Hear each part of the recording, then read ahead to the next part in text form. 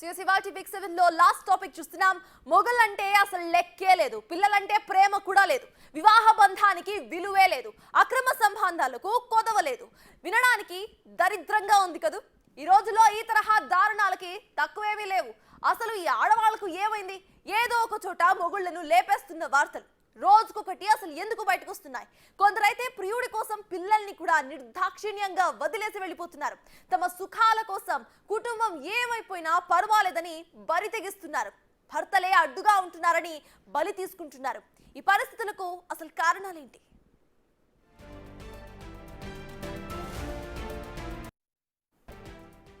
ఒకప్పుడు ఆస్తి వివాదాలతోనో కుటుంబ కలహాలతోనో భార్యలు ఇళ్ల నుంచి వెళ్ళిపోయేవారు.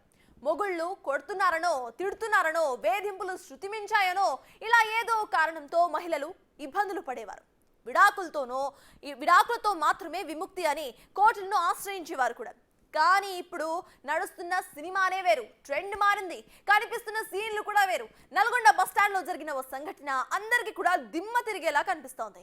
ఇన్స్టాగ్రామ్ లో పరిచయమైన ఓ యువకుడి మోజులో పడి ఓ తల్లి తన మాతృత్వాన్నే విస్మరించింది. కన్న కొడుకును బస్టాండ్ లో వదిలేసి ప్రియుడితో వెళ్ళిపోయింది ఆ తల్లి. ఇది మాత్రమే ఒక ఎగ్జాంపుల్ కాదు. కొందరు మహిళలు ఎంత దారుణంగా తయారయ్యారో చెప్పడానికి ఇది జస్ట్ ఓ శాంపుల్ మాత్రమే.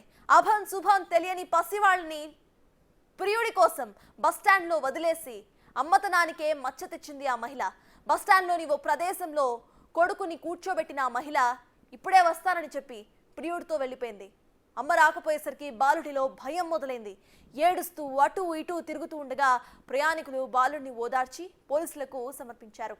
కొన్ని గంటల్లోనే ఆ బాలుడి తల్లి ఆమె ప్రియుడి ఆచూకీ కనిపెట్టారు పోలీసులు. పిల్లాడిని అతని తండ్రి చెంతకు చేర్చారు.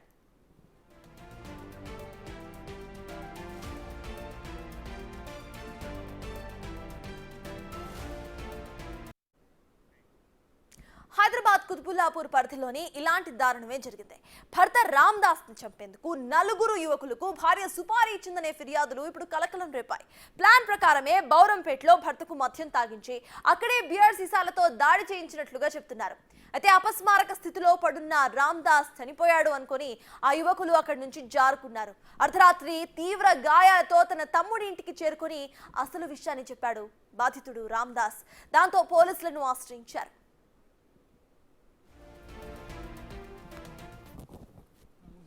చాలనుకుంటున్నాను మేడం. ఇంకా ఆమె దగ్గర వెళ్ళి నేను చనిపోవడం నాకు ఇష్టం లేదు. అది ఇంతగా తెగించి నాకు ఇంత ప్లానింగ్ చేసి చంపిస్తుందని నేను అనుకోలేదు. భార్య అన్నాక నేను నమ్మాను, నాకు నమ్మించి ఇంత మోసం చేసింది. అలాంటి దాని ముఖం ఇంకోసారి ఇలా చూసి అవుతుంది రానివ్వను. ఆమె నాకు ఇంత పకడ్బందీగా ప్లానింగ్తో ఇలా చంపడానికి చూసింది. నాతో మంచిగా ఉంటూనే ఇంత ప్లాన్ చేసింది. రేపన్నాడు ఇంట్లో చంపేసి ఆయననే చనిపోయిందని చెప్పొచ్చు. ఇంట్లో ఎవరికైనా రప్పించి చంపించేస్తే బాధ్యత ఎవరు వహిస్తారు? ఇలాంటివి మనం చాలానే చూస్తున్నాం. నాకు అప్పుడు ఎంత కష్టాలు వచ్చి నాకలు కొని దూప కొని పిల్లలకు అత్తమామలకు అన్నీ చూసుకున్నాం.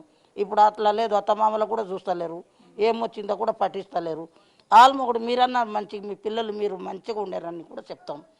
అట్లా కొట్టిపిచ్చి చంపేయాలని అట్లా తయారైండ్రు. ఏం చేస్తాం? ఇంకా ఫోన్లో చూడుకోం, ఈ టీవీలో చూసుకోం, అట్లా నడుస్తుంది మేడం. ఇవాళ ఒకరు చేసినట్టే ఇంకొకటి చూస్తుంది, ఆమెకు చూసి మళ్ళీ ఇంకో ఆమె చూస్తుంది, అట్లే నడుస్తుంది ఇప్పుడు ఇదే. అయితే చాలా మంది మహిళలకు తెలియని విషయం ఏంటంటే భర్తలను చంపినంత ఈజీగా ఆ కేసు నుండి బయటపడడం సులువు కాదు. అది తెలుసుకోలేకపోతున్నారు. వాళ్ళు చంపడం వరకే ఆలోచిస్తున్నారు కానీ ఆ తర్వాత జరిగే పరిణామాలను అస్సలు అంచనా వేయలేకపోతున్నారు. మీరెన్ని ప్లాన్లు వేసినా, ఆస్కార్ రేంజ్ లో నటించినా ఖచ్చితంగా దొరికిపోతారు. ఇప్పటిదాకా బయటపడ్డ కేసులన్నీ కూడా అలాంటివే.